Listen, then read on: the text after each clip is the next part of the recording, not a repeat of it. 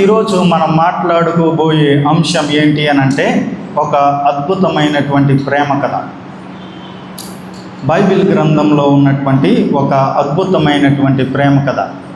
అయితే దీన్ని నేను మీకు వివరించే ముందు బైబిల్ గ్రంథంలో ఉన్నటువంటి చాలా ప్రాంతాలకి కానీ చాలా స్థలాలకి కానీ ఒక ప్రత్యేకమైనటువంటి స్థానం లేక ప్రత్యేకత అంటూ వస్తూ ఉంటుంది.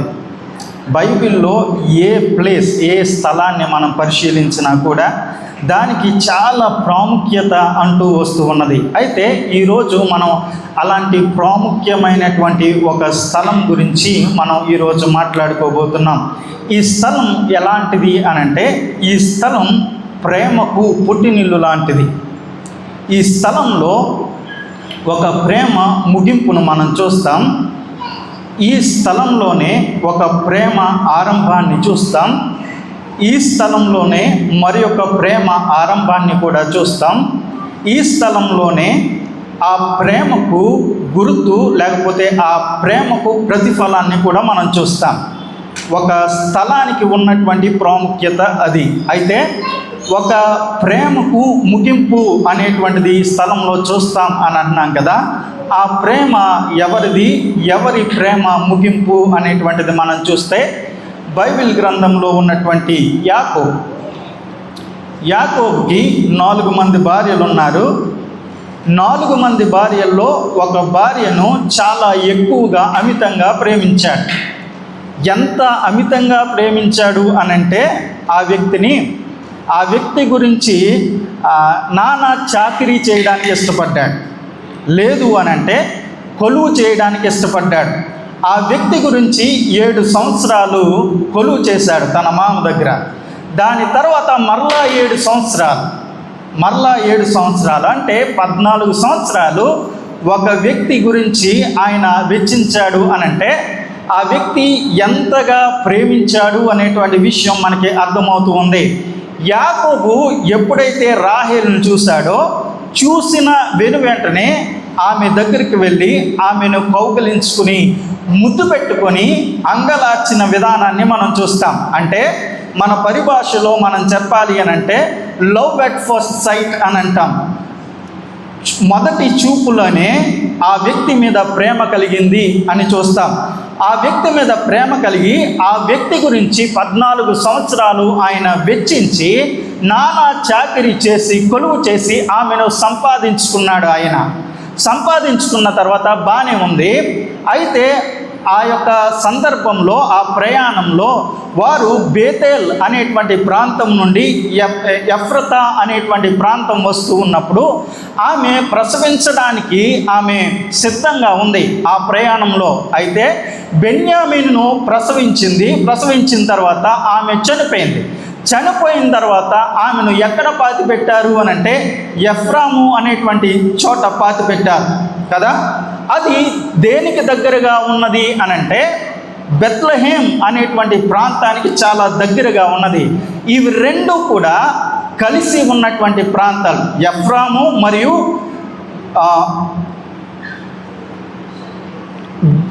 బెత్లెహేం. ఇవి రెండు కూడా కలిసి ఉన్నటువంటి ప్రాంతాలు అన్నమాట. అయితే అక్కడ యాకోబు యొక్క ప్రేమ ముగింపు అనేటువంటిది మనం అక్కడ చూస్తాం. ఇది మొదటి ప్రేమ. రెండవ ప్రేమ ఎవరిది అనంటే ఆ యొక్క స్థలంలో ఉన్నటువంటి బెత్లెహేంలో జరిగినటువంటి ఒక అద్భుతమైనటువంటి ప్రేమ కథ. ఎవరిది అంటే రూతు మరియు చెప్పండి రూతు మరియు బోయాజ్.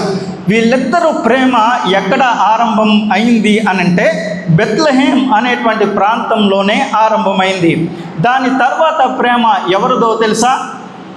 దాని తర్వాత ప్రేమ ఇక్కడ ప్రారంభమైనటువంటి ప్రేమ ఎవరిది అనంటే తండ్రి అయినటువంటి దేవుడు ప్రభు అయినటువంటి యేసు క్రీస్తు ప్రభు వారిని ఈ లోకానికి ఆయన పరిచయం చేయాలి అని అన్నప్పుడు ఆయన పరిచయం చేయడానికి ఆయన ఎన్నుకున్నటువంటి స్థలం ఏ స్థలమో తెలుసా? ఆయన ఎక్కడ పుట్టాడు? బెత్లెహేం కదా. ఇది మూడవ ప్రేమ కథ. నాలుగవ ప్రేమ కథ ఇక్కడ నుండి ఆరంభమైంది. యేసుక్రీస్తు ప్రభులు వారు ఈ లోకానికి ఎందుకు వచ్చారు? ఆయన బెత్లెహేములో ఆయన జన్మించడానికి గల కారణం ఏంటి అనంటే, ఆయన నిన్ను నన్ను మనలను ప్రేమించడానికి, నిన్ను నన్ను మనలను విమోచించడానికి, నిన్ను నన్ను ఆయన రక్తము చేత కొనడానికి, నీ మీద ప్రేమను చూపించడానికి ఆయన వచ్చినటువంటి సందర్భం, నీ మీద ప్రేమను వ్యక్తీకరించేటువంటి స్థలం ఎక్కడి నుంచి ప్రారంభమైంది? బెత్లెహేం అనేటువంటి చోటు నుండి ప్రారంభమైంది. అయితే ఈరోజు బెత్లెహేం అనేటువంటి ప్రాంతంలో జరిగినటువంటి అద్భుతమైనటువంటి ఒక ప్రేమ కావ్యాన్ని మీ ముందుకు తీసుకురావడానికి నేను ఇష్టపడుతున్నాను. బైబిల్ తెచ్చినట్లయితే దయచేసి బైబిల్ గ్రంథాలు తెరవండి. రూతు గ్రంథం. మీరందరూ బైబిల్ తెచ్చారు అని అనుకుంటున్నాను. బైబిల్ తెచ్చినట్లయితే బహుశా మీరు ఇటు అటు చూసేటువంటి ఫలం అయితే మీరు బైబిల్ తెరవని అవసరం లేదు. ఒకవేళ మీరు ఇక్కడికి వచ్చి కూర్చుని దేవుని మాటలు వినాలి అనేటువంటి ఆలోచనతో వచ్చినట్లయితే ఖచ్చితంగా బైబిల్ని తీయండి. రూతు గ్రంథం 1వ అధ్యాయం నుంచి ఈరోజు మనం ధ్యానించబోతూ ఉన్నాం. 1వ వచనాన్ని నేను చదువుతాను, 2వ వచనాన్ని మీరు చదవండి. అలాగా మార్చి 6 వచనాలు మనమందరం కలిసి చదువుదాం.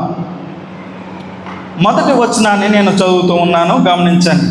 న్యాయాధిపతులు ఏలిన దినముల యందు దేశంలో కరువు కలగగా యూద బెత్లెహేము నుండి ఒక మనుష్యుడు తన భార్యను తన 2 కుమారులను వెంట పెట్టుకుని మోయాబు దేశమును కాపురముండుటకు వెళ్ళెను.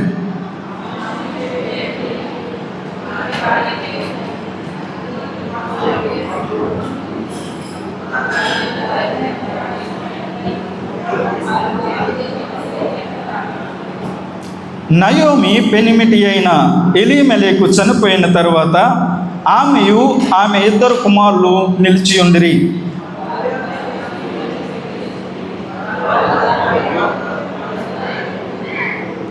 వారు ఇంచుమించు 10 సంవత్సరములు అక్కడ నివసించి తరువాత మహులోను కిల్యోనును 2 చనిపోయిరి.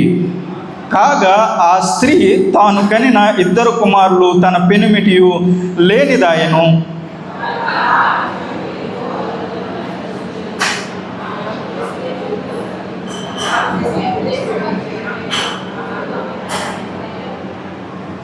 ప్రార్థన చేస్తాం.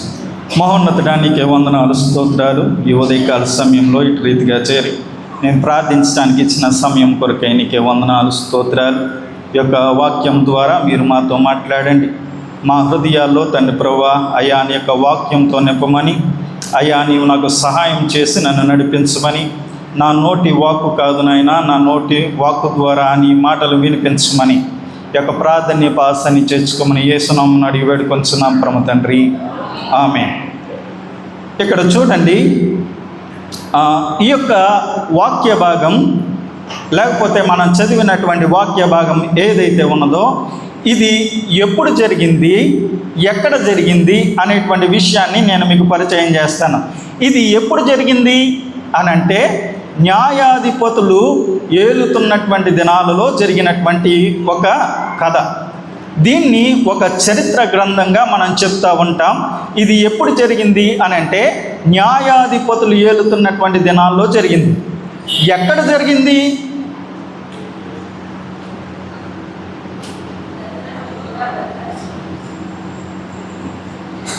ఇప్పుడే కదండి చదివారు. బెత్లెహేంలో జరిగింది. ఎప్పుడు జరిగింది? న్యాయాధిపతులు ఏలుతున్నటువంటి దినాల్లో జరిగింది. ఎక్కడ జరిగింది? బెత్లెహేం అనేటువంటి ప్రాంతంలో జరిగినటువంటి ఒక అద్భుతమైనటువంటి చారిత్రకమైనటువంటి ప్రేమ కథను మనం చూద్దాం. న్యాయాధిపతులు ఏలుతున్నటువంటి దినాలు. ఈ దినాలు ఎలాంటివి అనంటే న్యాయాధిపతులు ఏలుతున్నటువంటి దినాలు. అయితే మనం న్యాయాధిపతులు ఏలుతున్నటువంటి దినాలు ఎలాంటివో తెలుసుకుంటే, ఇప్పుడున్నటువంటి దినాలు ఎలాంటివో మనం తెలుసుకోగలిగినట్లయితే ఈ రెండిటికి ఏదైనా వ్యత్యాసం ఉన్నదా? చరిత్రలో జరిగినటువంటి ఆ దినాల గురించి మనం ఇప్పుడు ధ్యానించడం వల్ల మనకి ఏమైనా ప్రయోజనం ఏమైనా ఉన్నదా, మనకి ఏమైనా ఉపయోగం ఉన్నదా అని అంటే చాలా ఉపయోగం ఉన్నది. ఆ రోజులు ఎలాంటి రోజులు మీరు తెలుసుకోగలిగితే ఈ రోజులు మీకు ఎలాంటి రోజుల్లో మనం బ్రతుకుతున్నాం అనేటువంటి విషయం ఖచ్చితంగా అర్థమవుతుంది. ఆ రోజులు ఎలాంటి రోజులో మీరు గమనిస్తే ఈ రోజులు ఎలాంటి రోజులు అనేటువంటి విషయాలు ఖచ్చితంగా మీకు అర్థమైపోతూ ఉంటాయి. ఆలోచన చేయండి. ఆనాడు న్యాయాధిపతులు ఏలుతున్నటువంటి దినాల గురించి మనం మాట్లాడుకుందాం.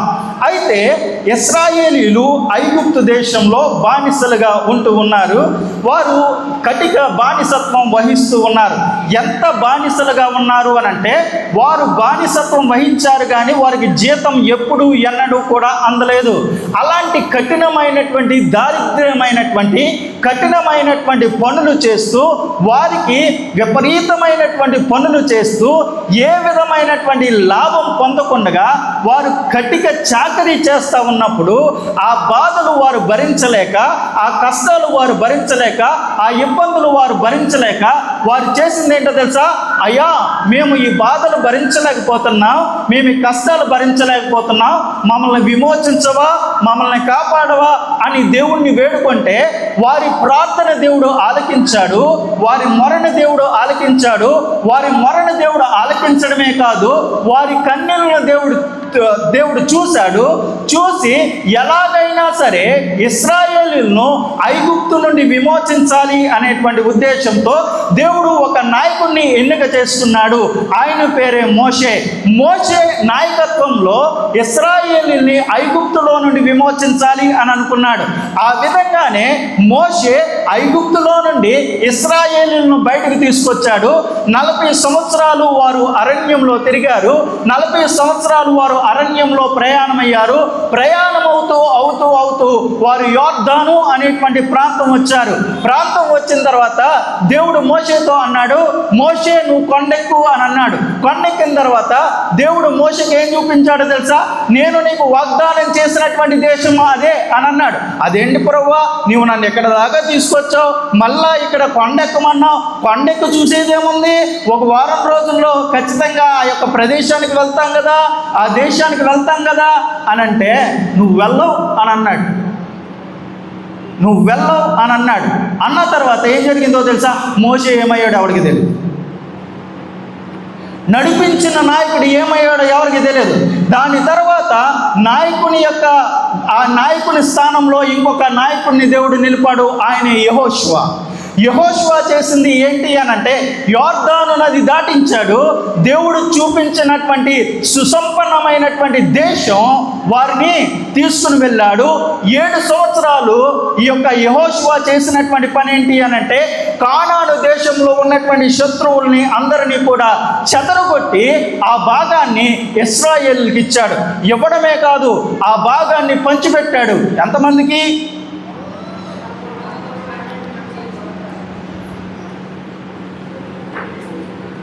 నేను కూడా గంట ఎలా నిలబడినా చెప్పను. పోనీ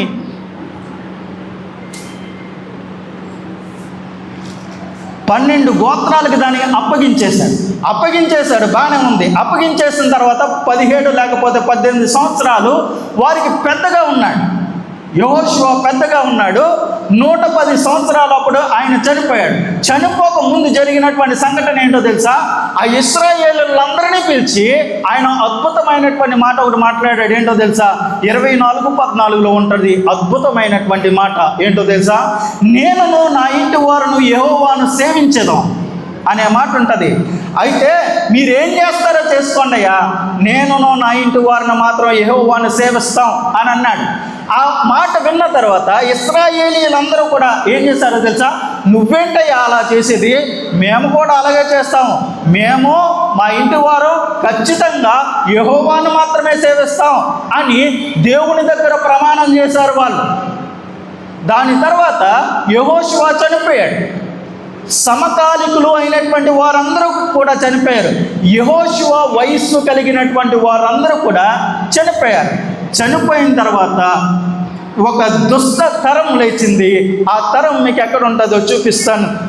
న్యాయాధిపతుల గ్రంథం 2వ అధ్యాయం న్యాయాధిపతుల గ్రంథం 2వ అధ్యాయం 8వ వచనంలో యెహోషువ మరణము, యెహోషువ పాతిపెట్టబడ్డం మరియు యెహోషువ యొక్క సమకాలీకులందరూ మరణించడం చూస్తాం. 10వ వచనానికి వచ్చేటప్పటికి చూడండి. న్యాయాధిపతుల గ్రంథం 2వ అధ్యాయం 10వ వచనం. ఆ తరం వారందరూ తమ పితరుల యొద్దకు చేర్చబడిరి. వారి తరువాత యెహోవానైనను ఆయన ఇశ్రాయేలుల కొరకు చేసిన కార్యములనైనను ఎరుగని తరం ఒకటి పుట్టగా, ఇశ్రాయేలీయులు యెహోవా కన్నుల ఎదుట కీడు చేసి ఐగుప్తు దేశం నుండి వారిని రప్పించిన తమ పితరుల దేవుడైన యెహోవాను విసర్జించి బయలు దేవతలను పూజించి, తమ చుట్టూ నుండి జనులు దేవతలతో ఇతర దేవతలను అనుసరించి వాటిని నమస్కరించి యెహోవాకు కోపము పుట్టించిరి. వారు యెహోవాను విసర్జించి బయలును అస్తారోతును పూజించిరి. వారు చేసినటువంటి పని ఏంటి అనంటే, ఇశ్రాయేలీయుల కొరకు చేసిన కార్యములైనను ఎరుగని తరం ఒకటి పుట్టింది.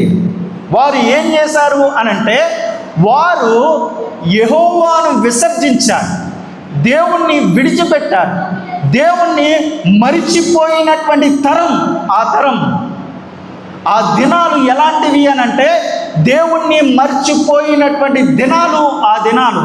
అప్పుడున్నటువంటి దినాలు అయితే మరి ఇప్పుడు మనకున్నటువంటి పరిస్థితి ఏంటి? ఇప్పుడు కూడా ఇక్కడ కూర్చున్న వారిలో మనందరిలో చాలామంది దేవుణ్ణి మర్చిపోయినటువంటి వారు ఉన్నారు. మీరు ఎంత భక్తిని చాటినా కూడా ఇది సత్యం, ఇది నిజం. దేవుణ్ణి మర్చిపోయి, దేవుణ్ణి విసర్జించి, దేవుణ్ణి విడిచిపెట్టి, దేవుణ్ణి కాదని పక్కకు నెట్టినటువంటి వారు మనలో చాలామంది ఉన్నారు. ఇది సర్వసత్యం. ఆలోచన చేద్దాం. దేవుణ్ణి పక్కన పెట్టినటువంటి సందర్భాలు, దేవుణ్ణి విడిచిపెట్టినటువంటి సందర్భాలు, దేవుణ్ణి మర్చిపోయినటువంటి సందర్భాలు నేను మీకు వివరిస్తాను. ఎప్పుడెప్పుడు మనం దేవుణ్ణి మర్చిపోయామో తెలుసా? మనం దేవుని దగ్గరికి ఎప్పుడు వస్తామో తెలుసా? కష్టం వస్తే దేవుడి దగ్గరికి వస్తాం, నష్టం వస్తే దేవుడి దగ్గరికి వస్తాం, మనకి ఏదైనా కావాలి అని అంటే దేవుడి దగ్గరికి వస్తాం, మనం ఏదైనా కోరుకుంటే దేవుని దగ్గరికి వస్తాం, మన యొక్క హృదయంలో ఏదైనా ఆలోచన నెరవేరాలి అని అంటే దేవుని దగ్గరికి వస్తాం, మన యొక్క అభిలాషను బట్టి దేవుడి దగ్గరకు వస్తాం. వచ్చేటువంటి విధానం ఎట్లా ఉంటుందో తెలుసా? మీకు ఏదైనా కావాలి అని అంటే, మీకు ఏదైనా అవసరం ఉంటే, మీకు ఏదైనా అక్కర ఉంటే, మీకు ఏదైనా ఇబ్బంది ఉంటే మీరు దేవుని దగ్గరకు వచ్చినటువంటి ఆ విధానం ఎలా ఉంటుందో తెలుసా? ప్రార్థన చేస్తారు, కన్నీటి ప్రార్థన చేస్తారు, మోకరించి ప్రార్థన చేస్తారు, ఉపవాసం ఉండి ప్రార్థన చేస్తారు. మీరు ఎక్కడ నిలబడితే అక్కడ ప్రార్థన చేస్తారు, పడుకుంటే ప్రార్థన చేస్తారు, నిలబడితే ప్రార్థన చేస్తారు, వంగుంటే ప్రార్థన చేస్తారు, అంట్లు కడుగుతున్నా ప్రార్థన చేస్తారు. అన్ని ప్రార్థన చేసిన తర్వాత సపోజ్ దేవుడు మీ యొక్క ప్రార్థన ఆలకించాడు అనుకోండి, దేవుడు మీ యొక్క మొరను విన్నాడు, దేవుడు మీ యొక్క ప్రార్థనను ఆలకించి ఆయన నీకు ప్రతిఫలం ఇస్తే, నువ్వు దేవుని ప్రతిఫలం పొందిన తర్వాత, నీవు ఆ అక్కర తీరిన తర్వాత, నీవేదైతే కష్టాన్ని అనుకున్నావో ఆ కష్టం తీరిపోయిన తర్వాత, ఆ ఇబ్బంది తీరిపోయిన తర్వాత, ఆ యొక్క నష్టం తీరిపోయిన తర్వాత మీలో ఎంతమంది దేవుణ్ణి గుర్తుపెట్టుకుంటున్నారు? వెంటనే మర్చిపోయేటువంటి వంకర జాతి మంది. వెంటనే మర్చిపోతాం. కృతజ్ఞత భావం లేనటువంటి వాళ్ళం, సమయానికి అనుగుణంగా ప్రవర్తించే వాళ్ళం కాదా మనం? కాదా? ఆలోచన చేయండి. నేను ఇది చాలా సంఘాల్లో నేను చూసినటువంటి ఒక ఆలోచన ఏంటో తెలుసా? చాలా సంఘాల్లో నేను చూశాను, ఈ సంఘంలో కూడా చూశాను. మీరు ఏమనుకున్నా సరే ఏంటో తెలుసా? సార్ నాకు పిల్లలు లేరండి, నాకు పెళ్ళి అవ్వలేదండి, నా కుటుంబ పరిస్థితులు బాగోలేదండి, నా ఆర్థిక పరిస్థితులు బాగోలేదండి అని వచ్చి ఇక్కడ విన్నవించుకున్నటువంటి వారు లేరా? ఇక్కడ ప్రార్థించినటువంటి వారు లేరా? ప్రార్థన చేయించుకున్నటువంటి వారు లేరా? ఉన్నారు. దేవుడు మీ మూసిన గర్భాన్ని తెరిస్తే, దేవుడు మీకు పిల్లలు ఇస్తే, దేవుడు మీకు సంతానం ఇస్తే, మూయబడినటువంటి గర్భాన్ని దేవుడు తెరిచిన తర్వాత ఆ ప్రతిఫలాన్ని పొందుకున్న తర్వాత ఎంతమంది కృతజ్ఞత భావం కలిగి ఇక్కడికి వచ్చారు? లేని లేని లేని సంతానాన్ని దేవుడిస్తే ఎంతమంది ఇక్కడికి వచ్చి అయ్యా నువ్వు నాకు ఇచ్చావు, నీకు కృతజ్ఞతగా నేను బ్రతుకుతున్నాను, నీకు కృతజ్ఞతగా నేను జీవిస్తున్నాను అని చెప్పగలిగేటువంటి వ్యక్తులు ఎవరైనా ఉన్నాడా? ఎవరు లేరు. ఎందుకు అని అంటే మన అవసరం తీరిపోయింది కదా, మానేసాం. అవసరానికి ఒక మాట, అవసరం తీరిపోయినాక ఒక మాట. అవసరానికి ఒక మాట, అవసరం తీరిపోయినాక ఒక మాట మాట్లాడే దరిద్రమైనటువంటి జాతి మనది, దరిద్రమైనటువంటి స్వభావం కలిగినటువంటి స్వభావం మనది. ఇది కాదా? నీ అవసరం తీరిపోయినాక ఎంతమంది వస్తున్నారు? ఉద్యోగం లేదని ఏడ్చావు, ఉద్యోగాన్ని ఇచ్చాడు. నువ్వు మందిరంలో ఉంటాను కదా, ఎంతమంది ఉన్నారు? నీ పరిస్థితి బాగాలేదన్నావు కదా, దేవుడు నీ కుటుంబాన్ని చక్కబెట్టాడు కదా, దానికి కృతజ్ఞతగా నువ్వు ఉండాలి కదా, ఎంతమంది ఉన్నారు? లేదు. దాన్ని బట్టి నీకు అర్థమవుతున్నటువంటి విషయం ఏంటో తెలుసా? మనం కృతజ్ఞత లేని వారమని, సమయానికి అనుగుణంగా నడుచుకునేటువంటి వారమని, అవసరాన్ని తగ్గట్టుగా మనం జీవించే వారమని ఆలోచన చేయండి. ఎక్కడెక్కడైనా కూడా దేవుణ్ణి పట్టుకున్నటువంటి సందర్భం కనిపిస్తుందా? దేవుణ్ణి విడిచిపెట్టేసినటువంటి సందర్భం కనిపిస్తుందా? దేవుణ్ణి మర్చిపోయినటువంటి సందర్భం కనిపిస్తుందా? ఇంకొక విషయం చెప్పమంటారా? మీరు ఉదయాన్నే లేచిన తర్వాత మీ యొక్క పడక గదిలో మీరున్నప్పుడు, మీ మంచం మీద ఉన్నప్పుడు మీలో ఎంతమంది మీ పూర్వస్థితిని జ్ఞాపకం చేసుకున్నారు? మన పూర్వస్థితి ఏంటో తెలుసా? నా పూర్వస్థితి బాగానే ఉంది, కానీ కొంచెం ఏజ్డ్గా ఉన్నటువంటి వారి పూర్వస్థితి నేను చెప్తాను. ఆనాడు తినడానికి తిండి లేదు, కట్టుకోవడానికి బట్ట లేదు, ఉండడానికి ఇల్లు లేదు, గంజి నీళ్ళు తాగారు. మహా అయితే వాళ్ళు తిన్నదేంటో తెలుసా? వారు గడ్డి తిన్నారు. కాదు అనేటువంటి వాళ్ళు ఎవరైనా ఉన్నారా? గడ్డి అని అంటే పచ్చగడ్డి అని అనుకోవద్దు. గడ్డి అని అంటే ఏంటో తెలుసా? గడ్డిలో మొలిచేటువంటి మొక్కలు తిన్నారా లేదా? అదేంటండి, తోటకూర, గోంగూర, బచ్చల కూర ఈ ఎవడో తినలేనట్టుగా మా ఫేస్లు ఏంటండి? ఖచ్చితంగా తింటాం కదా. అలాంటి స్థితిలో నుండి దేవుడు నిన్ను మెట్టు మెట్టు మెట్టు ఎక్కించుకుంటూ వస్తూ స్థాయిని నిన్ను దాటించుకుంటూ వస్తూ నీకు ఉన్నతమైనటువంటి స్థితిలో ఈరోజు నిలబెట్టాడు. నీవు తినగలిగేటువంటి స్థితిలో నిలబెట్టాడు. కట్టుకోవడానికి బట్ట, ఉండడానికి ఇల్లు, తినడానికి సమృద్ధికరమైనటువంటి తిండి, నీకు సకల సమృద్ధిని దేవుడిచ్చాడు. ఈ స్థాయిలో నిన్ను నిలబెట్టింది దేవుడే. కాదు అనేటువంటి వాడు ఎవడైనా ఉన్నాడా? కాదు అనేటువంటి వారు ఎవరైనా ఉన్నారా? ఈ స్థాయికి వచ్చిన తర్వాత నీ ఉదయాన్నే లేచి నీ స్థాయిని, నీ స్థితిని చూసుకుని దేవుణ్ణి జ్ఞాపకం చేసుకోకపోతే నీవు కృతజ్ఞతా భావం లేనటువంటి వాడు. దేవుణ్ణి జ్ఞాపకం చేసుకోకపోతే దేవుణ్ణి మర్చిపోయినటువంటి స్థితిలో ఉన్నటువంటి వాడు. చాలా సందర్భాల్లో ఉన్నతమైనటువంటి స్థితికి రాగానే మనం దేవుణ్ణి మర్చిపోతాం. ఇది చాలా సందర్భాల్లో విన్నటువంటి మాటలు. ఎప్పుడు తెలుసా? మన యొక్క సాక్ష్యం, ఇతరులతో మనం పంచుకునే సాక్ష్యం, దేవుడి దగ్గర మనం విన్నవించుకునేటువంటి సాక్ష్యంలో దేవుడు ఎక్కడా కూడా కనిపించడం. ఆలోచన చేయండి. మనం ఇతరులకు మన యొక్క సాక్ష్యాన్ని ఏ విధంగా పంచుకుంటామో తెలుసా? అయ్యా నేను కష్టపడ్డాను, అందుకని ఈ స్థాయికి వచ్చాను. నేను కష్టపడ్డాను, అందుకనే నేను సంపాదించుకున్నాను. నేను కష్టపడ్డాను, అందుకనే అద్భుతమైనటువంటి భవనాన్ని కట్టుకున్నాను. ఇదంతా నా కష్టార్జితం అని చెప్పుకుంటాను. అక్కడ దేవుడు ఎక్కడైనా కనిపిస్తాడా? లేదు.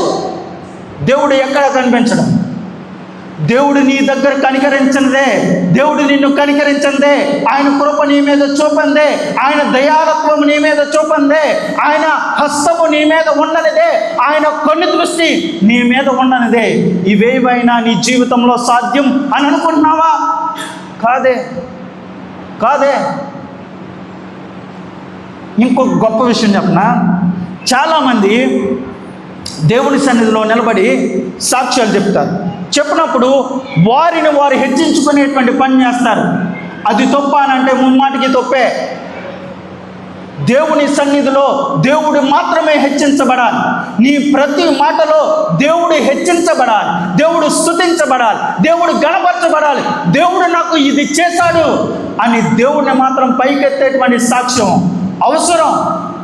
దేవుణ్ణి పక్కన పెట్టి నీ గురించి, లేకపోతే నువ్వు చేసిన దాని గురించి, నీ జ్ఞానం గురించి, నీ తెలుగు గురించి ఇక్కడ మాట్లాడుకున్నావు అని అంటే నువ్వు దేవుణ్ణి మర్చిపోయావు అని అర్థం. దేవుణ్ణి మర్చిపోయావు అని అర్థం. దేవుణ్ణి మర్చిపోయేటువంటి సంఘటనలు నేను మీకు చెప్పనా?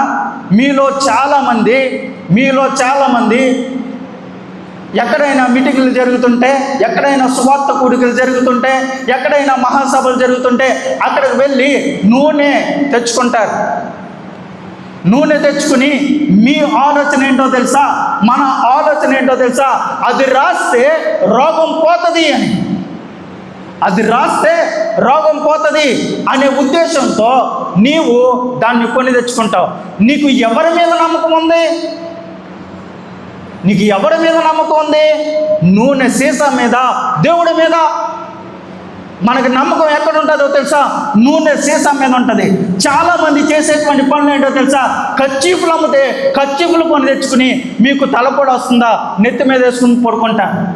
గుండె నొప్పి వస్తుందా, గుండె మీద పరుచుకుని పడుకుంటారు. కాలు నొప్పి వస్తుందా, కాలుకు చుట్టుకుంటారు దాన్ని. మీ నమ్మకం ఎక్కడా? కర్చీఫ్లోనా? మీ నమ్మకం ఎక్కడా? ఆ యొక్క తైలంలోనా? ఎక్కడైనా రాయబడి ఉందా? ఎక్కడైనా రాయబడి ఉందా? ప్రార్థించినటువంటి నూనె రాసుకుంటే తగ్గిపోద్దని ఎక్కడైనా రాయబడి ఉందా? బైబిల్లో ఏం రాయబడి ఉందో తెలుసా? నూనె తీసుకొని ప్రార్థించి తర్వాత నూనె రాసి ప్రార్థించమని అన్నాడు. నూనెలో ఏ విధమైనటువంటి శక్తి లేదు. ఉన్న శక్తి ప్రార్థనలో. ఇది గమనించుకోలేకపోతా ఉన్నాం. మన నమ్మకం, మన విశ్వాసం వాటి మీదకు మారిపోతూ ఉన్నది. దేవుణ్ణి పక్కన పెడతా ఉన్నాం, దేవుణ్ణి విసర్జిస్తూ ఉన్నాం, దేవుణ్ణి మనం మర్చిపోతూ ఉన్నాం. ప్రియ దేవుని సంగమా, వారు అలాంటి దినాల్లో బ్రతుకుతూ ఉన్నారు, మనం ఇలాంటి దినాల్లో బ్రతుకుతున్నాం. వారు బ్రతికిన దినాల కంటే మనం బ్రతుకుతున్నటువంటి దినాలు అత్యంత దౌర్భాగ్యమైనటువంటి దినాలు. ప్రియ దేవుని సంగమా, ఆలోచన చేసుకున్నారా ఎప్పుడైనా? ఆలోచన చేసుకున్నారా ఎప్పుడైనా? అలాంటి దినాల్లో వాళ్ళు ఉంటూ వస్తూ ఉన్నారు. న్యాయాధిపతులు ఏలుతున్నటువంటి దినాలు అనంటే అవి. అలాంటి దినాల్లో ఆ దేశంలో ఏమొచ్చింది? ఆ దినాల్లో ఆ దేశంలో ఏమొచ్చింది? కరువు వచ్చింది. ఎక్కడ వచ్చింది కరువు? ఏమండి కదా? బెత్లెహేమ్ అనేటువంటి దానికి అర్థం, చాలా జ్ఞానవంతులు మీరు. రొట్టెల ఇల్లు అని అర్థం. బెత్ అనంటే ఇల్లు లేకపోతే గృహం, హేము అని అనగా రొట్టెలు. ఆలోచన చేయండి. సమృద్ధి కలిగినటువంటి ప్రాంతం, సమృద్ధి కలిగినటువంటి దేశం. ఆ దేశంలో కరువు రావడం ఏంటండి? ఎక్కడైనా వస్తుందా? ఎక్కడైనా వస్తుందా? ఆ ప్రాంతంలో కరువు వచ్చింది. కరువు రావడానికి రెండు కారణాలు. బైబిల్ గ్రంథంలో ఉన్నటువంటివి రెండు కారణాలు. కరువు రావడానికి మొదటి కారణం ఏంటి అని అంటే, దేవుడు మన యొక్క విశ్వాసాన్ని పరీక్షించడానికి కావాలనే కరువును అనుమతిస్తాడు. అబ్రహాము దినముల్లో కానానులో కరువు వస్తే అబ్రహాము ఐగుప్తునకు వెళ్ళిపోయాడు. ఆ కరువు ఎందుకు వచ్చింది అయ్యా అనంటే, మన యొక్క విశ్వాసాన్ని పరీక్షించడానికి దేవుడు కొన్ని సందర్భాల్లో కరువును అనుమతిస్తాడు. మన విశ్వాసాన్ని పరీక్షించడానికి కొన్నిసార్లు మన యొక్క జీవితాల్లో కష్టాలని, నష్టాలని, ఇబ్బందుల్ని, ఇరుకుల్ని అనుమతిస్తాడు. అది నువ్వు కాదనడానికి లేదు. నేను ఒక వ్యక్తి యొక్క సాక్ష్యం విన్నాను ఒక 3-4 సంవత్సరాల క్రితం. ఎలాంటి సాక్ష్యం అనంటే, అత్యంత దారుణమైనటువంటి పరిస్థితి. కుటుంబం అంతా కూడా నిలబడడానికి నిలువ నీడలేనటువంటి పరిస్థితి. కానీ అలాంటి పరిస్థితుల్లో ఉన్నటువంటి ఆ వ్యక్తి చెప్పినటువంటి సాక్ష్యం ఏంటో తెలుసా?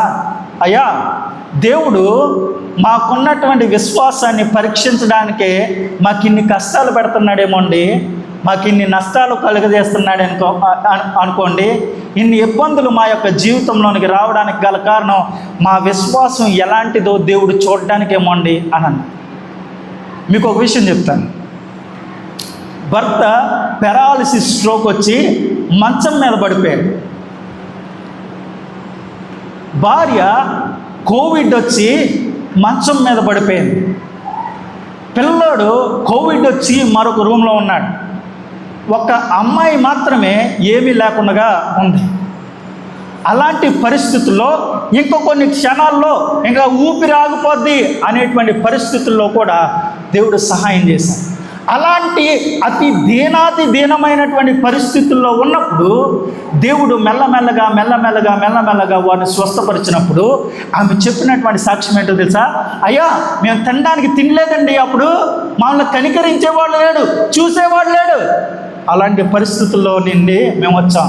కానీ ఇప్పటికీ నా సాక్ష్యం ఏంటో తెలుసా అండి?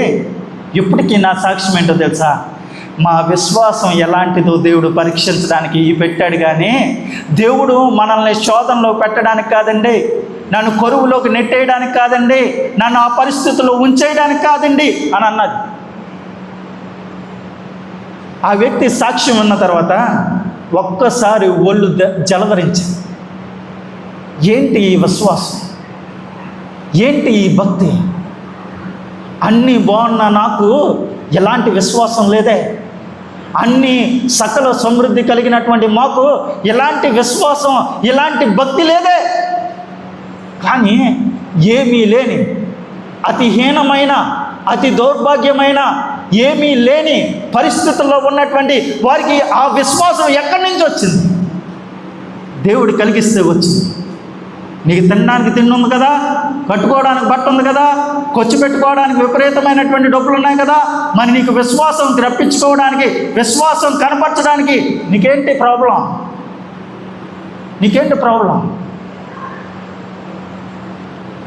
కరువు ఒకటి దేవుడు అనుమతిస్తే వచ్చింది. ఎందుకు? మన విశ్వాసాన్ని పరీక్షిస్తూ ఉన్నప్పుడు దేవుడు కరువును అనుమతిస్తాడు. ఇక్కడికి వచ్చిన కరువు వారి విశ్వాసాన్ని పరీక్షించడానికి రాలా. మరి ఇక్కడ వారి కరువు ఎందుకు వచ్చిందయ్యా అనంటే, వారు పాపము చేయడం బట్టి కరువు వచ్చింది. సార్, న్యాయాధిపతులు ఏలుతున్నటువంటి దినాల్లో వారికి కరువు రావడానికి పాపం కారణం అంటున్నారు కదా. ఏంటి వారు చేసినటువంటి పాపం? ఆలోచన చేయండి. దేవుడు వారిని నడిపిస్తూ ఉన్నప్పుడు దేవుడు వారితో ఏమని చెప్పాడు తెలుసా? మోషేతో దేవుడు చెప్పినటువంటి మాటలు చూద్దాం. ద్వితీయోపదేశకాండం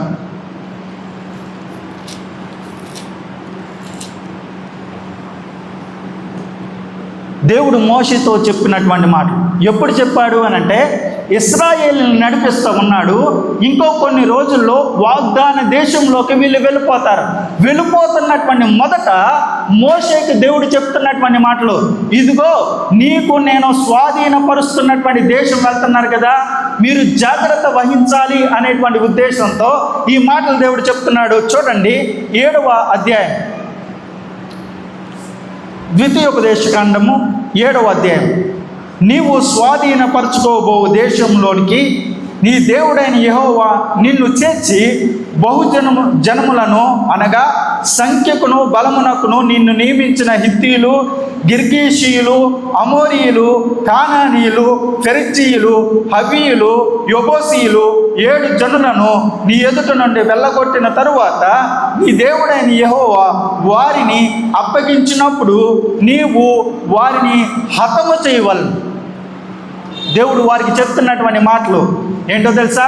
నేను మీకు అప్పగింపబడిపోవు ఆ దేశంలోనికి మీరు వెళ్ళినప్పుడు మీరు చేయవలసింది ఏంటి అని అంటే, అక్కడ ఉన్నటువంటి 7 జాతుల వారిని, అక్కడ ఉన్నటువంటి 7 జనాంగం వారిని మీరేం చేయాలా?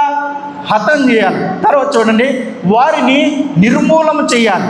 వారితో నిబంధన చేసుకోకూడదు, వారిని కరుణింపకూడదు, నీవు వారితో వియ్యమందకూడదు, వారి కుమారులకి నీ కుమార్తెనికి ఇయ్యకూడదు, నీ కుమారునికి వారి కుమార్తెను పుచ్చుకొనకూడదు, నన్ను అనుసరింపకుండా ఇతర దేవతలను పూజించినట్లు నీ కుమారుని వారు మళ్లించుదురు.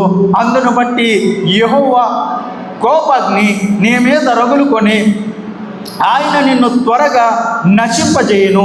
కావున మీరు వారికి చేయవలసినదేమనగా వారి బలిపీఠములను పడద్రోసి వారి విగ్రహములను పడగొట్టి వారి దేవతా స్తంభములను నరికివేసి వారి ప్రతిమలను అగ్నితో కాల్చవలెను. ఇది దేవుడు మోషే ద్వారా ఇశ్రాయేలీయుల జనాంగానికి ఇస్తున్నటువంటి కొన్ని సూచనలు. అయితే ఇశ్రాయేలీయులు వాగ్దాన దేశం వెళ్ళారు. వెళ్ళిన తర్వాత వారు చేసినటువంటి పనులు చూద్దాం రండి. న్యాయాధిపతుల గ్రంథం 1వ అధ్యాయం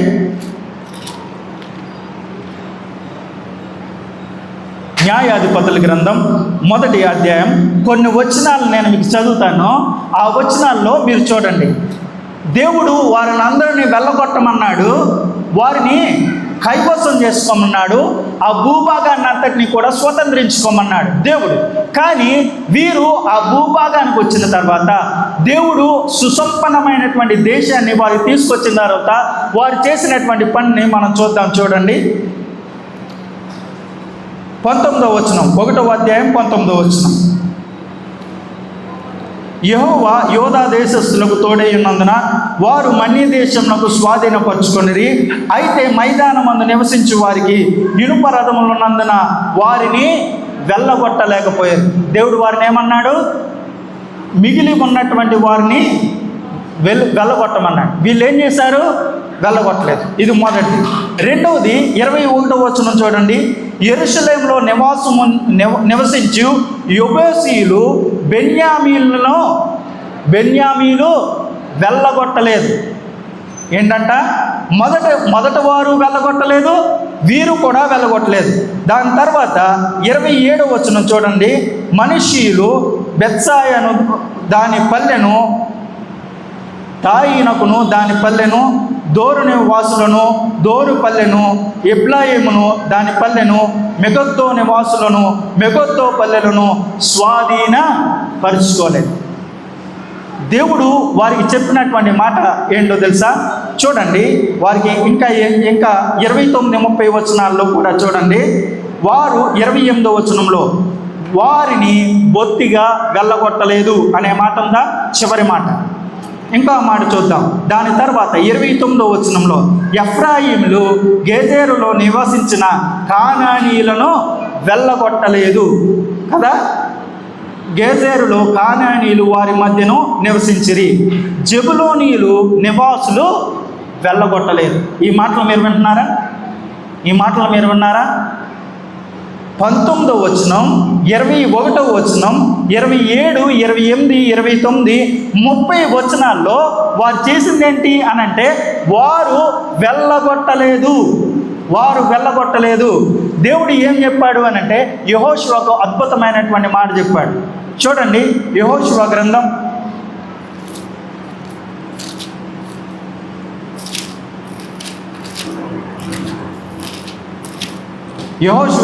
13వ అధ్యాయం.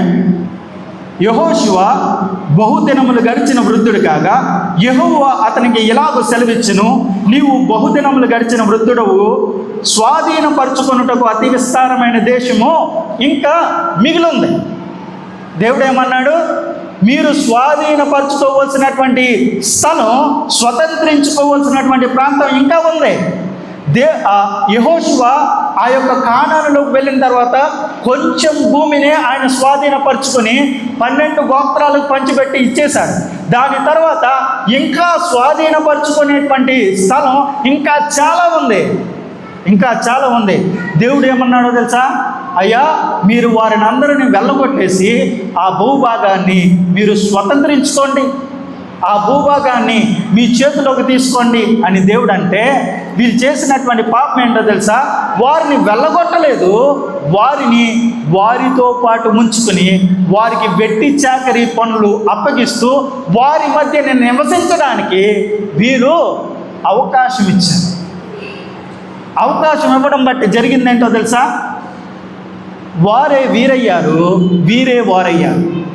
6 నెలలు సహవాసం చేస్తే వాడు వీడవుతాడు, వీడు వాడవుతాడు అంటారు కదా, అదే జరిగింది. ఏం జరిగిందో తెలుసా? దేవుడు ముందుగానే హెచ్చరించాడు, వారు మీ కుమారులను దేవతల వైపునకు త్రిప్పుతారు. అందుకనే మీరు వారిని వెళ్ళగొట్టండి అని అన్నాడు. కానీ వాళ్ళు వెళ్ళగొట్టలేదు. వెళ్ళగొట్ట కారణం చేత జరిగిందేంటో తెలుసా?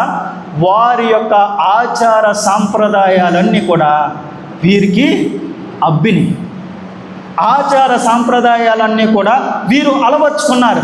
ఏం అలవర్చుకున్నారయ్యా అనంటే, వారు బయలుదేవతను పూజించడం ప్రారంభించారు. అష్టారోతు దేవతను పూజించడం ప్రారంభించారు. బయలుని ఎప్పుడు పూజిస్తారు? కానానీయులు బయలుదేవతను ఎప్పుడు పూజించేవారు తెలుసా?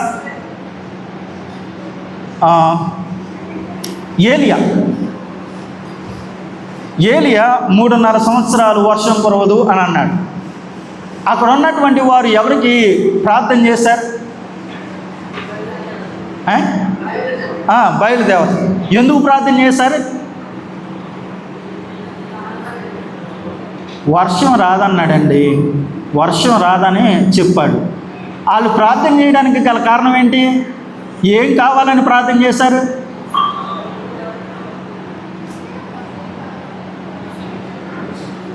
ఏం కావాలని ప్రార్థన చేశారండి? వర్షం రావాలని. వర్షాన్ని ఇచ్చే దేవుడు ఎవరు అని అనుకుంటున్నారు వాళ్ళు? బయలు. పంటల సమృద్ధికి మరియు వర్షానికి మనం ఎవరిని ప్రార్థిస్తే ఆ ప్రార్థన వేడుకొని మనకు వర్షాన్ని ఇస్తారు అని అంటే బయలుదేవతను వారు ప్రార్థించేవారు, బయలుదేవతను పూజించేవారు. ఎందుకు అని అంటే వారికి కష్టం వచ్చినప్పుడు, లేకపోతే వారికి పంట నష్టం కలిగినప్పుడు, వర్షం రానప్పుడు బయలుదేవతని ఆరాధించేవారు. ఇది మొదటిది. రెండవది, అష్టారోతుని ఎప్పుడు ప్రార్థన చేసేవారు తెలుసా? గర్భం మూయబడినప్పుడు, పిల్లలు లేనప్పుడు, పిల్లలు కావాలి అన్నటువంటి వాళ్ళందరూ వెళ్ళి అష్టారోతు దేవతను పూజించేవారు. ఆ సంస్కృతిలోకి ఎవరు వచ్చారు అని అంటే ఇశ్రాయేలీలు వచ్చారు. దేవుణ్ణి ఎరగనటువంటి తరం వచ్చింది. వారు ఏం చేశారంట? బయలుదేవతను ఆరాధించారు. అష్టారోతును కూడా వారు ఆరాధించారు. మన దేవుణ్ణి తిరస్కరించారు, విసర్జించి బయలును అష్టారోతును వారు పూజించడం, ఆరాధించడం మొదలుపెట్టారు. కరువు ఎందుకు వచ్చిందయ్యా అని అంటే, కరువు రావడానికి గల కారణం దేవుని మాట వినకపోవడం, దేవుడు చేయమన్నది చేయకపోవడం వల్ల కరువు వచ్చింది. దేవుని విసర్జించారు. దేవుని యొక్క కోపానికి వారు కారకులైనారు. కాబట్టి వారి జీవితంలోనికి ఏమొచ్చింది? కరువు వచ్చింది. కరువు ఎందుకు వస్తుంది అని అంటే ఆలోచన చేయండి. చాలా సందర్భాల్లో మన జీవితాల్లో కరువు ఉంటుంది. మీరు ఎంత సమృద్ధి కలిగినటువంటి జీవితాన్ని జీవిస్తున్నప్పటికీ, మీరు ఎంత మంచి జీవితాన్ని జీవిస్తున్నప్పటికీ కూడా మన జీవితంలో కూడా ఖచ్చితంగా కరువు ఉంటుంది. సార్, నేను చాలా గొప్పగా జీవిస్తున్నాను, నాకు తినడానికి తిండి ఉంది, కట్టుకోవడానికి బట్ట ఉంది, ఉండడానికి ఇల్లు ఉంది, ఖర్చు పెట్టుకోవడానికి ధనం ఉంది, ఉండడానికి మంచి స్థితి ఉంది, ఉండడానికి మంచి స్థాయి ఉంది అన్నటువంటి వారి జీవితాల్లో కూడా ఖచ్చితంగా ఒకానొక పార్శ్యలో, లేకపోతే ఒకానొక మూలలో ఖచ్చితంగా కరువు ఉంటుంది. ఖచ్చితంగా కరువు ఉంటుంది. ఇది నా జీవితంలో లేమి లేదు అన్నటువంటి వాడు ఎవడో లేడు. నా జీవితంలో కొరత లేదు అన్నటువంటి వాడు ఎవడో లేడు. అది నీ జీవితంలోనికి ఎందుకు వచ్చింది అనుకుంటున్నావు? ఎందుకు వచ్చిందో తెలుసా? నీవు ఈ లోక ఆచారాలను, ఈ లోక సంప్రదాయాలను నీవు అనుసరించడం బట్టి నీ జీవితంలోనికి కరువు వచ్చింది. వారి జీవితంలోనికి ఎందుకు కరువు వచ్చిందయ్యా అని అంటే, వారు ఈ లోక సంప్రదాయాలను, ఆచారాలను పాటించారు. కానానీయుల ఆచారాలను, సంప్రదాయాలను పాటించారు కాబట్టి వారి జీవితంలోని కరువు వచ్చింది. నువ్వు ఎంత సమృద్ధిలో ఉన్నా కూడా నీ జీవితంలోని కరువు వచ్చింది అని అంటే ఎక్కడో ఒక చోట నువ్వు మిస్ అయిపోయావు. ఎక్కడో ఒక చోట ఆ వెలితి రావడానికి గల కారణం ఏంటో తెలుసా? ఎక్కడో ఒక చోట నీవు దేవునికి ఆమోదయోగ్యంగా ఉండకుండా, ఎక్కడో ఒక చోట ఈ లోక సంబంధమైనటువంటి ఆచారాల్లో మునిగి తేలిపోతూ ఉన్నావు, ఈ లోక సంప్రదాయాల్లో మునిగి తేలిపోతూ ఉన్నావు. కాబట్టి ఆ యొక్క కరువు నీ జీవితంలో ఉంది. ఆలోచన చేయండి. ఇక్కడ కూర్చున్న మీరు నేను చాలా ఆనందంగా బతుకుతున్నాను, చాలా సంతోషంగా బతుకుతున్నాను అన్నటువంటి వాళ్ళు ఎవరైనా ఉంటే చేయొచ్చు.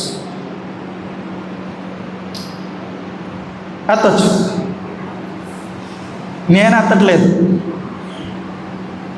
ఎత్తట్లేదు. ఎందుకో తెలుసా? నా జీవితంలో 3 సమస్యలు ఉన్నాయి. అర్థమైందా? సమస్యలు లేనటువంటి వాడు ఎవడో లేడు. ఎందుకు ఆ సమస్య వచ్చింది అని అంటే, ఎక్కడో ఒక చోట దేవునితో మిస్లింక్ అయ్యామా, దేవుణ్ణి ఎక్కడో ఒక చిన్న సందర్భంలో విడిచిపెట్టాం. దానికి ప్రతిఫలం మన జీవితంలో కరువు, సకల సమృద్ధిని అనుభవిస్తున్న కరువు అందుకొస్తుంది. రెండవది, ఈ లోక ఆచారాలను ఎవడైతే పాటిస్తాడో వాడి జీవితంలో ఖచ్చితంగా కరువు వస్తుంది. ఆలోచన చేయండి, మనం ఈ లోక ఆచారాలను సంప్రదాయాలను పాటించే వారమా కాదా? మనం దేవుణ్ణి పక్కన పెట్టి ఈ లోకాచారాలను సంప్రదాయాలను పాటించట్లేదా? కొన్ని విషయాలు చెప్తాను నేను. ఒకవేళ మీ యొక్క ఇంట్లో యవనస్తులు ఉంటే వారికి వివాహం చేయాలి అన్నప్పుడు మీరు మొట్టమొదటిగా చేసేటువంటి పని ఏంటో తెలుసా? మీరు సంబంధాలు వెతికినప్పుడు మీరు మొట్టమొదటిగా చేసే పని ఏంటో తెలుసా? వాడు మా కులపోడా కాదా అని ఆలోచన చేస్తారు. కులపోడా కాదా అని చేస్తారు. ఎవరు చేస్తారు? క్రైస్తవ్యులే, దేవుణ్ణి ఎరిగినటువంటి వారే, రక్షణ పొందినటువంటి వారే. మనం ఆలోచించేది ఏంటో తెలుసా? కులం గురించి ఆలోచన చేసి మన కులపోడిని మనం తెచ్చుకోవాలి అని అనుకుంటాం.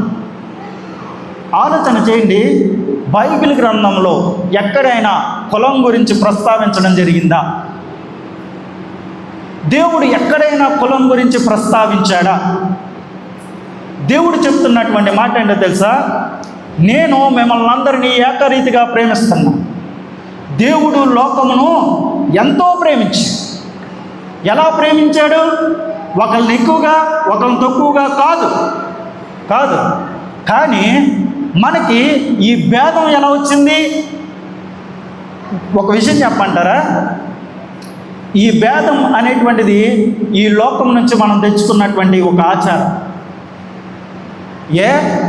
ఈ లోకంలో ఉన్నటువంటి వారు దేవుని చేత సృజించబల్లా, దేవుని చేత రక్షించబల్లా, దేవుని చేత విమోచించబల్లా, దేవుడు రక్తం కాచలా, వాళ్ళు మనము సమానమే కదా. మరి సమానమైనప్పుడు అక్కడికి వచ్చేటప్పటికి మనం ఎందుకని పర్టికులర్గా ఈ లోక సంబంధంగా ఆలోచన చేస్తాం? విచిత్రమైనటువంటి విషయం. చాలా సందర్భాల్లో మనం ఆలోచించేది అది. చాలా సందర్భాల్లో క్రైస్తవ్యంలో బ్రతుకుతున్నటువంటి వాళ్ళు చాలామంది చేసేటువంటి పనులు ఏంటో తెలుసా? ఫౌండేషన్ స్టోన్ వేస్తారు. వేసినప్పుడు ఏం చేస్తారండి? మంచి రోజు ఏదో చూస్తారు. బైబిల్ గ్రంథంలో ఎక్కడైనా మంచి రోజు చెడ్డ రోజు అని ఎక్కడైనా లిఖించబడిందా? ఎక్కడా లేదు. మరి మంచి రోజు ఏది, చెడు రోజు ఏది? మంగళవారం మంచి రోజు కాదండి, శుక్రవారం మంచి రోజు కాదండి, లేకపోతే వెధవరాలు మనకు ఎదురొస్తే మనకు పని జరగదండి. ఈ ఆచారాలు ఎవరి? ఈ లోకాచారాలు. పోనీ మంగళవారం మంచిది కాదు అని అనుకుంటున్నాం అనుకోండి. సోమవారం అన్నం తిన్నాం, మంగళవారం అన్నం తినకుండా మానేస్తావా? సోమవారం బ్రష్ తోమో, మంగళవారం తోమకుండా మానేస్తావా? సోమవారం బాత్రూమ్కి వెళ్ళావు, మంగళవారం చెడ్డ రోజు అని బాత్రూమ్కి వెళ్ళడం మానేస్తావా? మానవు కదా. మరి ఎక్కడ చెడ్డ రోజు లేదు. ఇంకో గొప్ప విషయం చెప్పమంటారా? చాలామంది హౌస్ ఓపెనింగ్ చేస్తారు. చేసినప్పుడు ఉదయాన్నే లేచి పాలు పొంగిస్తారు. ఎందుకు పొంగిస్తారు? పాలు పొంగకపోతే ఆ ఇల్లులోనికి ప్రవేశించలేమా? పాలు పొంగించకపోతే అది పరిశుద్ధమైన ఇల్లు కాదా? మరి ప్రతి ఒక్కడు ఇది దేవుని చేత కట్టబడినటువంటి గృహం అని రాస్తాడు, లోపల పాలు పొంగించేస్తాడు. ఎవడు పొంగించమన్నాడు పాలు? దాన్ని కొంత ముత్తైదువులకి ఇస్తాను, అది అద్భుతం. మళ్ళీని ఎవడు చెప్పాడు మీకు? ఎవడు చెప్పాడు ఇవన్నీ చేయమని? బైబిల్ గ్రంథంలో చేశాడా? బైబిల్ గ్రంథంలో ఎక్కడైనా లిఖించబడ్డాయా? మరియు తరచూ బైబిల్ చదివేస్తున్నావు కదా, తరచూ ప్రార్థన చేస్తున్నావు కదా, తరచూ వాక్యాన్ని వింటున్నావు కదా, మరి ఎందుకు చేస్తున్నట్టు? అతి దారుణమైనటువంటి విషయం ఇంకోటి చెప్తాను మీకు. ఈరోజు కులం అనేటువంటి దాన్ని ఇంతకుముందు సమాజంలోనికి తీసుకొచ్చారు. సమాజంలో నుండి ఈరోజు మందిరాలకు తీసుకొచ్చారు. మందిరంలో కులం అనేటువంటి గోడలు విపరీతంగా కడుతూ ఉన్నారు. ఈనాటి సమాజంలో కులంతో కొన్ని గ్రూపులుగా విభాగించుకుంటున్నారు. నాది ఈ కులం కాబట్టి వీళ్ళందరూ నావాలి, వీది నా కులం కాబట్టి వీళ్ళందరూ నావాలి అని విభజించి పాలిస్తామన్నారు చాలామంది. కానీ దాన్ని మనం అర్థం చేసుకోలేకపోతున్నాం. దేవుని మందిరంలోకి కుల వివక్ష వచ్చి పడింది. దేవుని మందిరంలోకి మతపరమైనటువంటి సమస్యలు వచ్చి చేరుతూ ఉన్నాయి. ఆలోచన చేయండి, కులాలుగా విభజించుకునేటువంటి వారు ఎవరో తెలుసా? వారి వల్ల ఎవరికి నష్టమో తెలుసా? వారి వల్ల ఎవరికి నష్టము అని అంటే సామాన్యమైనటువంటి క్రైస్తవులకి, సామాన్యమైనటువంటి భక్తులకే నష్టం. వారి వల్ల వారికే నష్టం. అయితే కులముతో ట్యాగ్ వేసుకుని కులముతో ముందుకొచ్చి నిలబడుతున్నటువంటి వాడికి లాభమే చేకూరుతుంది, కానీ నష్టం చేకూరదు. వాడికి నష్టం అంతా ఎవరిది? మనది. ఆలోచన చేయండి. ఈరోజు చాలా సందర్భాల్లో మతపరమైనటువంటి చిచ్చులు పడుతూ ఉన్నారు. క్రైస్తవ సమాజంలో చాలామంది ఉన్నారు, హిందూ సమాజంలో చాలామంది ఉన్నారు, ముస్లిం సమాజంలో చాలామంది ఉన్నారు. ఆలోచన చేయండి, ఎవరు కూడా విభేదించుకోవాల్సినటువంటి అవసరం లేదు. విభేదాలను సృష్టిస్తుంది ఎవడో తెలుసా? మధ్యలో ఒకడు ఉంటాడు, వెధవ. మధ్యలో ఒకడు ఉంటాడు, వాడికి వీడికి మధ్యలో తగాదా పెడతాడు. తగాదా పెడితే ఏం జరుగుతుందో తెలుసా? వాడేమో వీడి మీదకి వస్తాడు, వీడేమో వాడి మీదకి వెళ్తాడు. మధ్యలో నాశనం అయిపోతున్నది సామాన్యమైనటువంటి భక్తులు నష్టపోతూ ఉన్నారు. సామాన్యమైనటువంటి విశ్వాసులు నష్టపోతూ ఉన్నారు. దానివల్ల లాభం చేకూరుతుంది కొంతమందికి. వారి లాభాపేక్ష కొరకు, వారి యొక్క స్వార్థ ప్రయోజనాల కొరకు ఈరోజు మత కల్లోలాలు, మత విద్వేషాలు, కుల కల్లోలాలు, కుల విద్వేషాలు రేగడానికి గల కారణం. ఆలోచన చేయండి. నన్ను చాలామంది అడిగేటువంటి వారు ఏంటో తెలుసా? సార్, మీరు ఇతరులను వ్యతిరేకిస్తారా? వ్యతిరేకించు. నేను నా యొక్క మార్గాన్ని అవలంబించుకుంటాను. నేను నమ్మిన సిద్ధాంతాన్ని నేను అవలంబించుకుంటాను. పరమతాన్ని నేను గౌరవిస్తాను.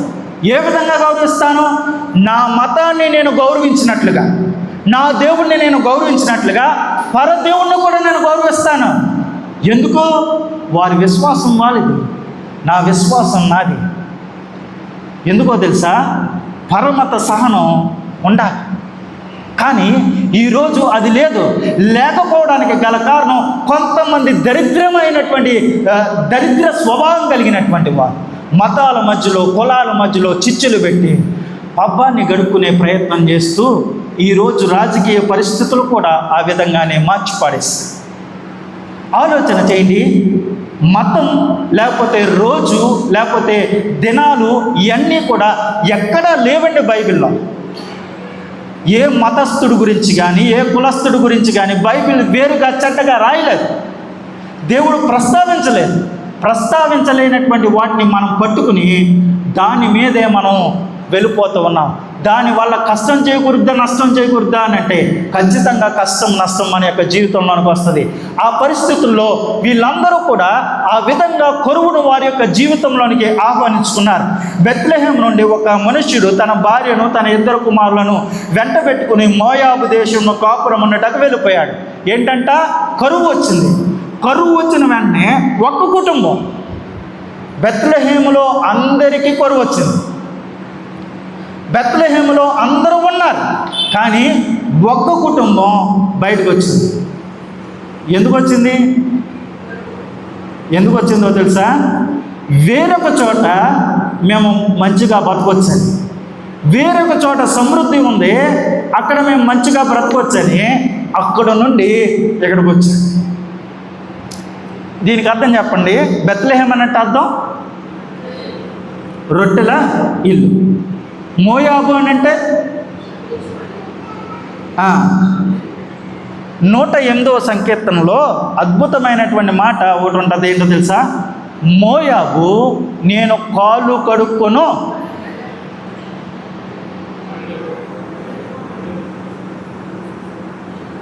నోరు తెరవని కొద్దిగా అయినా నేను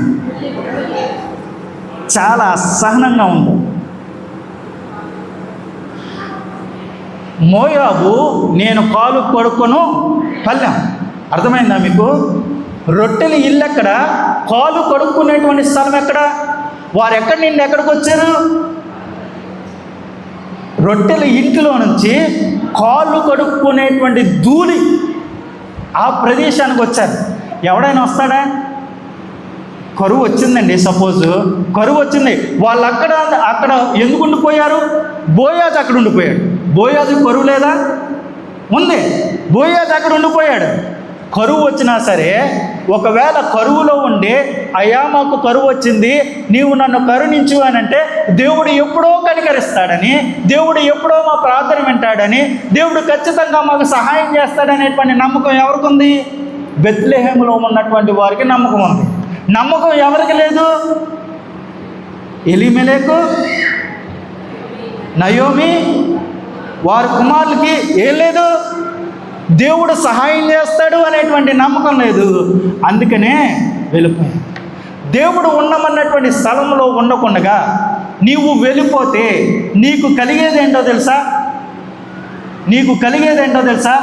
కరువు కలుగుతుంది. రెండోది నష్టం వస్తుంది. ఏంటి ఆ నష్టం చూద్దాం. చూడండి,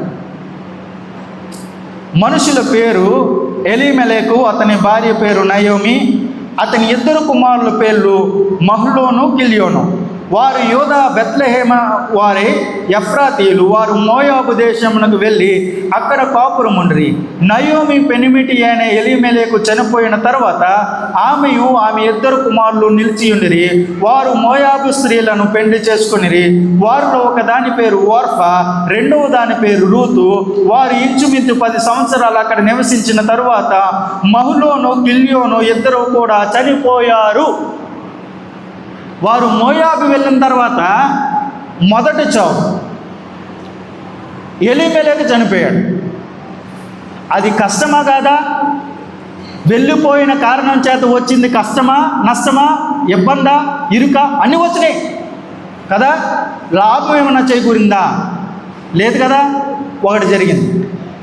దాని తర్వాత మహ్లోను, కిల్యోను ఇద్దరు కూడా చనిపోయారు. దేవుడు సమృద్ధి కలిగినటువంటి స్థలంలో ఉన్నామంటే ఆ స్థలాన్ని విడిచి వెళ్ళిన కారణం చేత ముగ్గురు చనిపోయారు. 3 సమాధులు వెలిసాయి. మోయాబులో 3 సమాధులు కదా. అక్కడ జరిగింది కష్టమేనా? అక్కడ జరిగింది నష్టమేనా? ఎందుకు వచ్చింది కష్టం, ఎందుకు వచ్చింది నష్టం అని అంటే దేవుడు ఉండమన్నటువంటి స్థలంలో కాకుండా వీరు సొంత ప్రయత్నాలు చేసి వీరి సొంత ఆలోచనలతో వెళితే, దేవుణ్ణి తిరస్కరిస్తే, దేవుణ్ణి పక్కన పెడితే జరిగేది అన్యాయమే, జరిగేది అక్రమమే, జరిగేది నష్టమే, జరిగేది కష్టమే, ఖచ్చితంగా కష్టమే. 3 సమాధుల దగ్గర 3 స్త్రీలు. ఎలీమెలెకు సమాధి దగ్గరేమో ఆవిడ, మహ్లోను సమాధి దగ్గర ఆవిడ, కిల్యోను సమాధి దగ్గర ఆవిడ. ఏం చేస్తారు? ఆలోచన చేయండి. వారు అక్కడ ఉన్న ఎంతో కొంత బతికుండేవారు. ఎందుకో తెలుసా? దేవుడు ఖచ్చితంగా ఆయన్ని అడిగితే సహాయం చేయగలుగుతాడు. ఖచ్చితంగా దేవుడు సహాయం చేయగలుగుతాడు. మహ్లోను అనగా అర్థం ఏంటండి? మహ్లోను అనగా అర్థం, మహ్లోను అనగా రోగం కలిగినటువంటి వాడని, కిల్యోను అనగా బలహీనుడని. వీళ్ళిద్దరూ అక్కడ ఉన్న ఏదో విధంగా దేవుణ్ణి అడిగితే దేవుడే కొంతకాలం ఆయుష్ ఇచ్చేవాడేమో. కానీ వాళ్ళిద్దరితో పాటు బయటకు వచ్చారు. వచ్చిన ఆ యొక్క దాన్ని బట్టి వారికి కలిగింది నష్టం, వారికి కలిగింది ఇబ్బంది. ఆలోచన చేయండి. దేవుణ్ణి విడిచిపెట్టి నీవు నడవాలి అని అనుకుంటే నీ కష్టం, నష్టం అనేటువంటిది ఖచ్చితంగా నీకు కలుగుద్ది. అలా కాకుండా దేవునితో నడిచి దేవుడు కనికరించేంత వరకు కూడా ఆయన కొరకు ఎదురు చూద్దాం, ఆయన కొరకు కనిపెట్టుకుందాం. ఆయన ఇచ్చేటువంటి ఆశీర్వాదాలు నీవు నేను పొందుకొని మన జీవితంలో మనం నడవాలని తెలియజేస్తున్న ఆ మాటలు నేను ముగిస్తూ ఉన్నాను. దేవుడి మాటలు మన వెనుకల్లో దీవించునుగా.